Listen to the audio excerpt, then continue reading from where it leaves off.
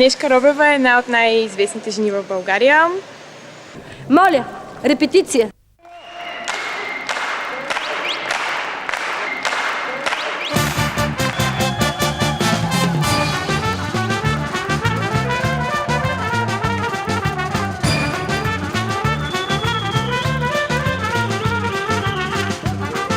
Това беше такава гордост за България, такава красота. Ние изведнъж бяхме номер едно. Тръпнех дали ще хванат всяка от бухалките и дали лентите, красивите ленти, които развяваха също в такъв синхрон, страхотен синхрон, дали всичко ще бъде наред. Разбира се, че тръпна.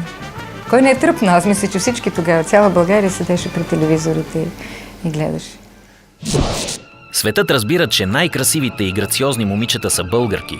Възхищава се от изключителните изпълнения на Иляна Раева, Лилия Игнатова, Анелия Раленкова, Диляна Георгиева, Бианка Панова, Елизабет Колева, Юлия Байчева, Адриана Дунавска, Мария Петрова, а също така от десетките зашеметяващи ансамблови съчетания. До всички тях стои една изключителна треньорка – Нешка Робева, жената, която превърна спорта в изкуство.